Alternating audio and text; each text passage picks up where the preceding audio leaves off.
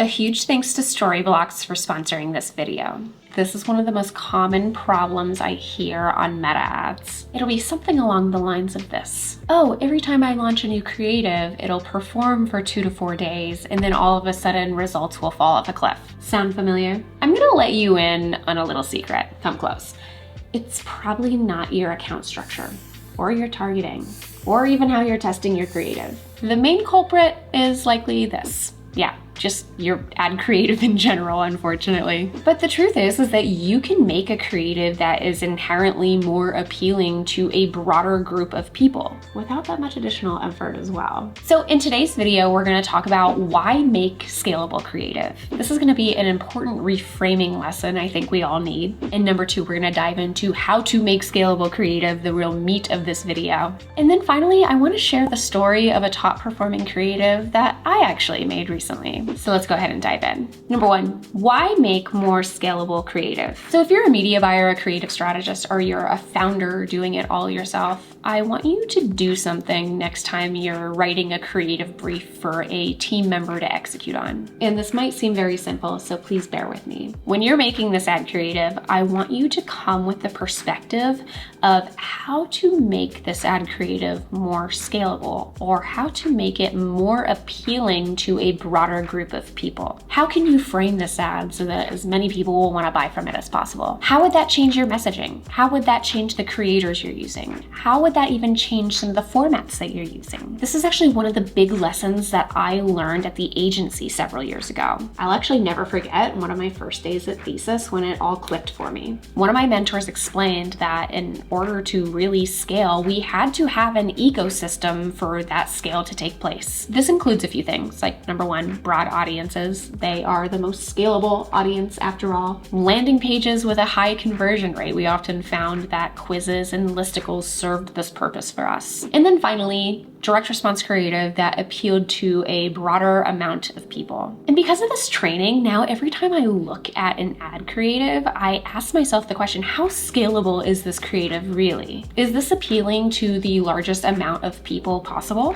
Can I add an extra hook to push that further? Can I add an extra variation on an image creative to make sure that it's appealing as wide as possible, especially if some of those headlines are quite niche down? Now I want to dive into this graphic that shows you how I think about scalable creative. But first, I want to talk about Storyblocks. Storyblocks is a longtime friend of the channel, and they have a curated content library that has literally everything that you need to make high quality video ads that convert on Meta. They have over 1 million 4K and HD pieces of footage, music, sound effects, clips, images, and so much more. Now, the reason why I like Storyblocks is because I find that it combines really well with UGC. Here are a few clips that I've actually been testing out recently that I really like. Countdown timers like this one. Any type of money clip, I really like using these as overlays. I also like things like this to use as stickers on ad creative, or these green screen ones, which have been super helpful to me recently. Now, the awesome thing about Storyblocks is they are constantly adding new clips, so there's always going to be something new for you to test. And the best part is that anything that you download with Storyblocks is 100% royalty free. Yes, even if you're using it for ads. And the thing that I personally like as someone who's led many teams is you don't have to fumble around with AI solutions, hire a creator, or God forbid, create a whole new photo shoot or video shoot to get the type of content that will actually convert and that you need immediately.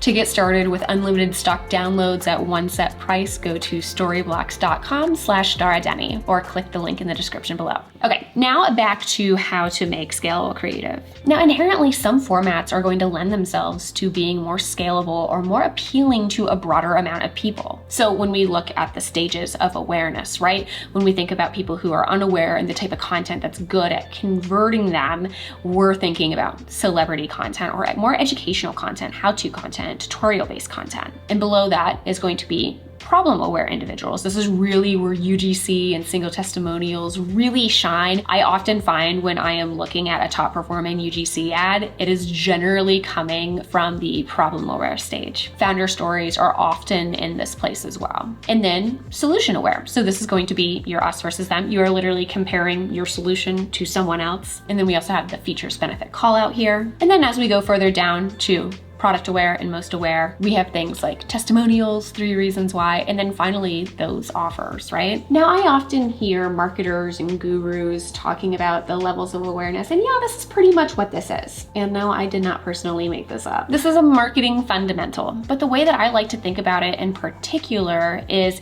how these levels of awareness lend themselves to inherently producing more scalable creative, or creative that's more likely to convert. Now, let's take a step back here and look at these all together, right? When looking at this, a few things start to click for me. Like, number one, when working with a new brand, I often find that their first top performing creatives are going to be something like an us versus them ad, or even a features point out ad. And the reason why is because you're actually doing less selling on a colder, unaware audience, right? You are essentially just explaining why you are better than their competition. So they are already kind of sold on the solution, but they just need to be sold on why you are the best solution, not necessarily the solution itself. I like to consider these people low-hanging fruit. So oftentimes when I am talking with brands that say, hey, we are always launching creatives and they'll do well for a few days or a few weeks, and then they always die at a certain point. When I take a look at them, I'm like, okay, you're actually creating content that is in the solution aware or even product aware, and you're not really going up further in that funnel of awareness. So one of the first things that I often suggest they do is, okay,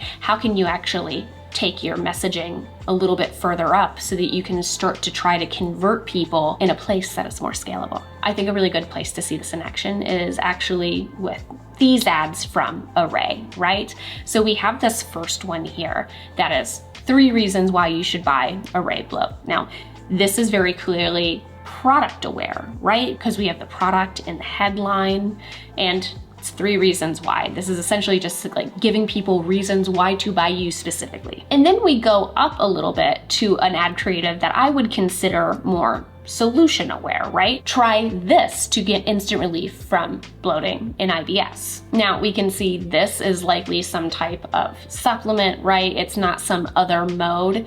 So that's why I have it more in that solution. But you could argue this one and also debloat in under 1 hour, those are going to be more problem aware. But I do think the try this messaging is just a little bit more solution aware. And then when we go a little bit higher up, I would probably classify this next one between problem aware or unaware, which is 5 ways that Array makes you feel 1,000 times better.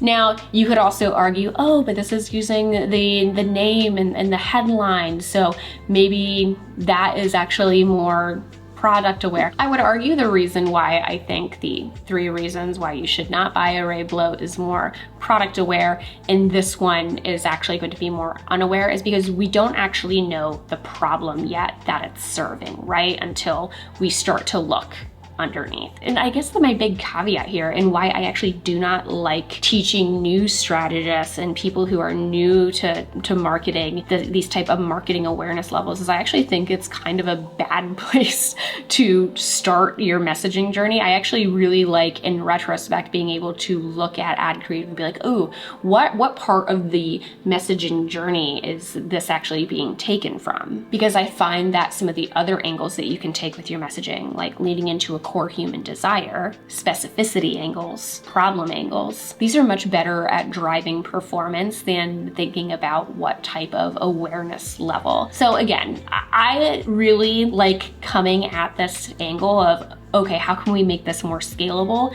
instead of it being the beginning place, if that makes sense. Okay, let's dive into Storytime. So I actually recently made a top performing creative for one of the brands that I work with. Yes, it feels so good when this happens, right? Now I can't show you the actual creative because client privacy, NDAs, yada yada. But I want to explain what I did and show some examples that are pretty similar. So we had a top performing ad creative that one of my colleagues had made that was literally the winning ad for months. It was actually an image ad, and they had done a few variations of it, and there was one that just really was knocking it out of the park for months, mind you. And the headline itself was super offer driven. We were highlighting a bundle offer that essentially said something along the lines of like, get 3 for $9 each. So after this creative just kept on being in the top performers month after month, I was like, ooh, I want to actually try some new iterations just with the headline and see if we can get a little bit more scale out of this. So I decided to test a few different headlines that were really similar to what's in these ad creatives. The first one highlighted women of a specific age, kind of like this Mally Cosmetics ad. Now, something that we had seen before with this brand is, oh, if we call out a certain age demographic, that can really drive performance for us. So I wanted to take that learning that we had seen elsewhere and try it on this specific creative. Another one that we wanted to try was actually calling out a specific demographic, in the one of moms. And actually, this was something that we hadn't really tested before, but we had seen lots of chatter in the comments section and in reviews, and we thought, okay, we know that there's a big part of our market who are moms. Let's try using a headline that calls them out directly. The next one was super similar to this Lively ad, which was about how our product went viral on TikTok. Now, the reason why I chose this specific type of headline was because another top performing creative that we had that was more UGC in nature actually had that as the hook. So I thought, okay, let's try testing it on this specific image. And the final one that we had was really similar to this Thread Cosmetics ad, which essentially said, hey, you can get this type of transformation in this amount of time. So more of a time-based perk for our audience. So which one do you think won? By a landslide. Let me know in the comments if you're right, by the way. Because I'll tell you, it wasn't the one that I thought was going to win. The one that I honestly thought was going to win was going to be moms or the TikTok virality one. Honestly, we just saw so much traction out of the other ad for the TikTok virality one that I was like, okay, I think that one's likely going to get some amount of scale. The moms one actually was the second top performer, but it was actually the time-based perk was the one that really continued to scale and is now the top performing ad in the account. And when I take a step back and I really think about it, when I think about all the demographics that we serve, all of them